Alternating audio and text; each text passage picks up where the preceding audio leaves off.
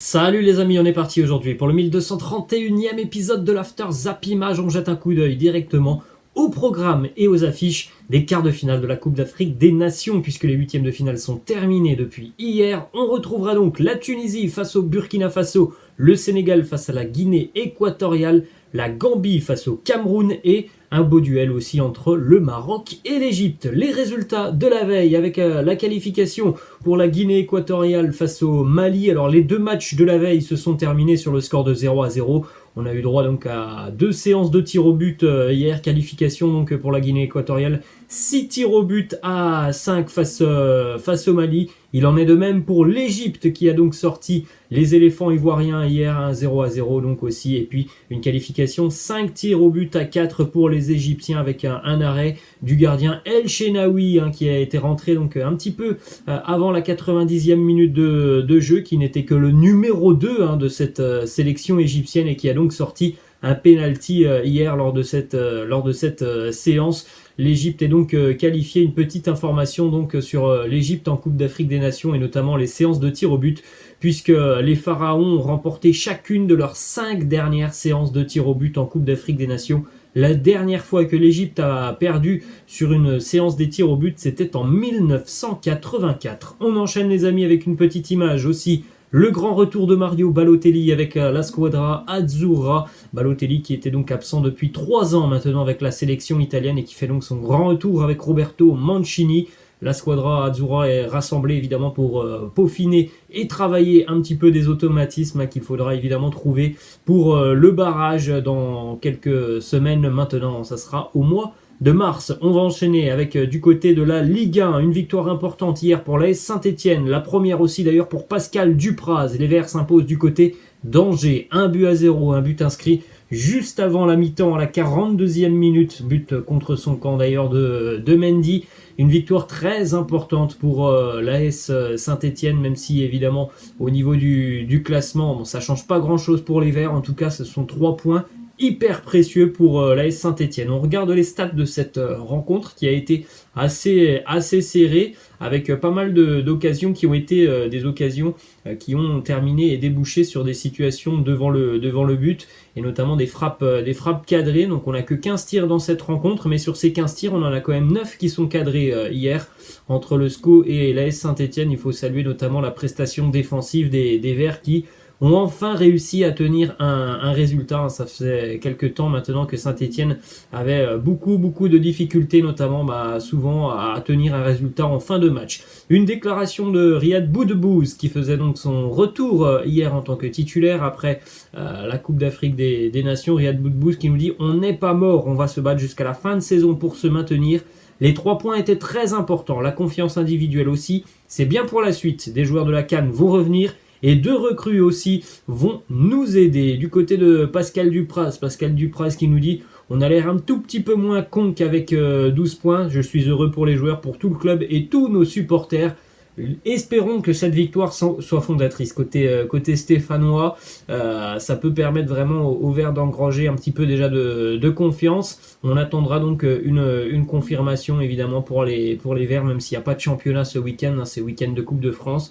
Espérons pour l'AS Saint-Etienne que cette victoire puisse enfin lancer une série côté stéphanois. On rappelle que les Verts hier ont mis fin à une série de 7 défaites consécutives en championnat. On jette un coup d'œil donc au classement. Alors on l'a dit, Saint-Etienne reste tout de même dernier du classement avec 15 points, mais au moins les Verts reviennent un petit peu et recollent un petit peu, notamment avec Lorient et avec Metz qui n'est plus qu'à 4 points pour l'AS Saint-Etienne. L'objectif c'est à minima la 18e place qui est synonyme de barrage. Donc Saint-Etienne dernier 15 points, Lorient 19e avec 17 points, Metz 18e et barragiste avec 19 points, et puis après on retrouve Bordeaux 3 et Clermont qui se tiennent en l'espace d'1 point. On enchaîne les amis du côté de l'Olympique Lyonnais. C'est terminé cette fois-ci pour de bon entre Marcelo, le défenseur brésilien, et l'OL, puisque hier l'Olympique Lyonnais a annoncé avoir trouvé un accord à l'amiable pour la résiliation de contrat du défenseur Marcelo, qui on le rappelle ne joue plus avec l'Olympique Lyonnais depuis le début de saison quasiment. Il avait été écarté du groupe pour des problèmes de comportement lors d'un match. On poursuit aussi avec les informations qui concernent Bruno Guimaraes, puisque depuis un petit peu plus de 24 heures maintenant, on annonce avec insistance Bruno Guimaraes du côté de Newcastle. On annonce même que les Magpies auraient transmis une offre d'à peu près 40 millions d'euros à l'Olympique Lyonnais. Quelques statistiques tout de même qui nous montrent que Bruno Guimaraes est un élément important pour Peter Bosz et pour l'Olympique Lyonnais. En termes de passes dans les 30 derniers mètres adverses en Ligue 1, c'est tout simplement le numéro 1. En termes de dernière passe avant un tir, il est numéro 3 dans le championnat. Les duels gagnés, il est 4e. Les fautes obtenues, il est 2e. Donc c'est vraiment un joueur d'une importance colossale pour l'Olympique Lyonnais. Ce serait un énorme coup dur pour les Gones de le perdre évidemment à quelques jours de la fin du mercato. Même si, si Newcastle a transmis une telle offre, évidemment que la réflexion va se poser du côté de l'Olympique Lyonnais, mais du côté des Gones, hier, le club a communiqué, un communiqué officiel de l'Olympique Lyonnais hier, qui annonce l'Olympique Lyonnais dément catégoriquement les fausses informations diffusées par de nombreux médias, faisant état d'un accord entre Newcastle et l'Olympique Lyonnais pour le transfert du milieu de terrain international brésilien Bruno Guimaraes. Affaire à suivre sur les prochains jours de mercato. Par le passé, l'OL a parfois démenti des informations qui étaient sorties dans la presse et qui au final se révélaient être des informations tout à fait fiables quelques jours plus tard. Donc voilà, le verdict, ça sera le 31 janvier à minuit ou le 1er février comme vous voulez à minuit et 1 minute pour savoir si Bruno Guimaraes va terminer cette saison du côté de l'Olympique Lyonnais. Ensuite, on se dirige du côté de Paris. Une bonne nouvelle pour le Paris Saint-Germain à quelques semaines maintenant, du choc de ces huitièmes de finale de Champions League face au Real Madrid, puisque Neymar a repris la course hier et il débute donc sa phase de réathlétisation sur le terrain. Du côté de Lionel Messi, on a une déclaration du sélectionneur de l'Argentine, Lionel Scaloni, qui nous parle de Messi et de l'impact du Covid sur Léo Messi. Il nous dit « Il est évident qu'on aurait aimé avoir Léo Messi ici en sélection. On a parlé avec lui et il m'a dit qu'il avait été plutôt gravement affecté par le Covid, que ça a eu un impact assez important sur lui. C'est donc pour ça qu'on l'a laissé du côté de son club pour pouvoir se remettre à 100%. On rappelle que l'Argentine est d'ores et déjà qualifiée pour le mondial au Qatar, donc voilà, il n'y a pas forcément besoin d'avoir Léo Messi, même si évidemment c'est toujours aussi une possibilité de travailler un petit peu plus. On est maintenant à moins d'1 an de la Coupe du Monde. Dans 10 mois, ça sera le mondial. Donc évidemment, se passer aussi de Léo Messi sur un rassemblement, c'est quelque chose qui est quand même un petit peu pénalisant pour la sélection argentine. Mais je pense que c'est tout ça a été fait évidemment dans le bon sens pour Léo Messi, qui a besoin aussi de repos et de retrouver sa condition. Les éliminatoires sud-américains démarrent ce soir avec le Brésil qui va jouer à 22h. Une information qui concerne Tanguy Ndombele, puisque le club espagnol de Valence fait le forcing auprès de Tottenham pour accueillir Tanguy Ndombele. Les deux clubs sont d'accord, mais pour le moment, le joueur attend d'avoir la certitude que ça ne pourra pas se faire avec le Paris Saint-Germain avant de rejoindre l'Espagne. Du côté de Paris, on l'a déjà dit depuis quelques jours, pour pouvoir accueillir Tanguy Ndombele, le PSG est très intéressé. Il faut absolument se séparer d'un joueur avant d'accueillir Tanguy Ndombele. Ensuite, on enchaîne les amis avec un mercato en Ligue 1 qui a été assez calme sur ce mois de janvier. Regardez les recrues les plus chères de ce mercato de janvier jusqu'ici, donc à 4 jours maintenant de la fin du mercato.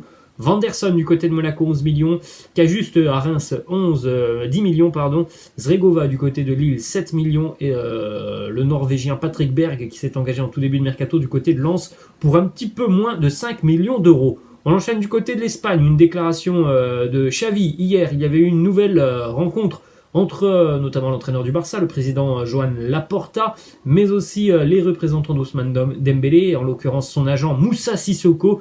Xavi a été très clair hier avec les représentants de Dembélé. Si Ousmane ne renouvelle pas ou ne part pas maintenant, il ne portera plus le maillot du FC Barcelone. Une petite image d'ailleurs assez incroyable hier, ce que l'on a vu. Évidemment, il y avait beaucoup de caméras qui étaient présentes autour du centre d'entraînement du FC Barcelone, où il y a les bureaux notamment du club catalan. Et lors de la sortie de l'agent de Dembélé, Moussa Sissoko, les caméras d'El Chiringuito TV ont capté cette image assez incroyable. L'agent de Dembélé, Moussa Sissoko, qui reçoit un coup de téléphone juste devant les caméras avec sur le téléphone le nom Leonardo PSG qui s'indique. Évidemment, moi je n'y crois absolument pas. C'est un coup de com', hein, évidemment réalisé, je pense, en tout cas que c'est un gros coup de com' réalisé par le représentant de Dembélé, hein, parce que le montage est parfaitement réussi, il reçoit un coup de fil parfaitement au bon moment devant les caméras, il incline le téléphone parfaitement comme il faut pour que les caméras puissent voir que c'est Leonardo qui appelle. Bref, pour moi, tout ça, ça ressemble à un très gros fake. Ensuite, on enchaîne avec une information qui concerne un attaquant du côté de Barcelone. Le Barça est en train activement de rechercher un nouvel attaquant. L'arrivée d'Aubameyang serait une solution envisagée par le Barça en cas d'échec dans le dossier Morata. Le dossier Morata est très compliqué, hein, puisqu'il faut trouver un accord avec l'Atlético, mais aussi avec la Juventus. On enchaîne les amis avec une information qui concerne l'ex-président du FC Barcelone, Josep Maria Bartomeu. Une information qui nous montre encore une fois à quel point ce président a eu des comportements et notamment des négociations financières catastrophiques qui ont mené le Barça bien, tout simplement à la situation que le Barça connaît actuellement, cette situation où les Catalans ont vraiment un gros déficit et sont en difficulté, notamment sur le mercato, le marché des transferts, beaucoup de problèmes financiers. Lors du transfert du Brésilien Malcolm, sur les 40 millions de ce transfert, 10 de ces 40 millions, soit 25% du transfert, ont été accordés en commission, hein, pour tous les intermédiaires qui sont donc intervenus dans ce transfert. Petite information du côté du FC Séville, où le club andalou a donc réalisé la grosse information mercato, hein, de ce mois de janvier, avec l'arrivée d'Anthony Martial en prêt jusqu'à la fin de saison. Anthony Martial étant un fan de Ronaldo le Brésilien,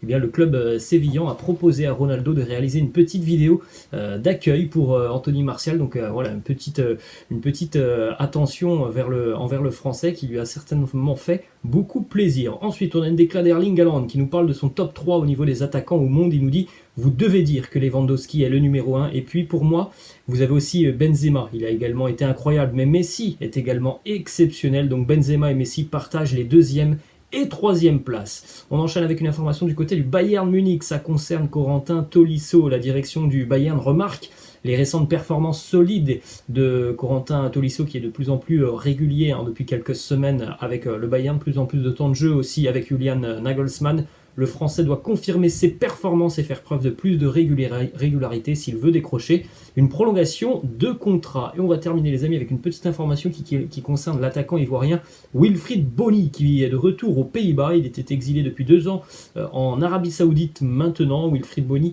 est de retour du côté du NEC Breda en Eredivisie. Ça a fait un petit peu jaser, hein, du côté des Pays-Bas, puisque le NEC Breda est un club rival du Vitesse Arnhem. C'est là où Wilfried Bony a déjà joué, hein, il y a une dizaine d'années. C'est très mal passé du côté des Pays-Bas, hein, l'arrivée de Wilfried Bony du côté du NEC Breda. Voilà les amis, la fin de cet After Zap Image. J'espère que ça vous a plu. N'hésitez pas comme d'habitude à lâcher un petit pouce bleu. Je vous laisse, je vous dis à la prochaine. Ciao.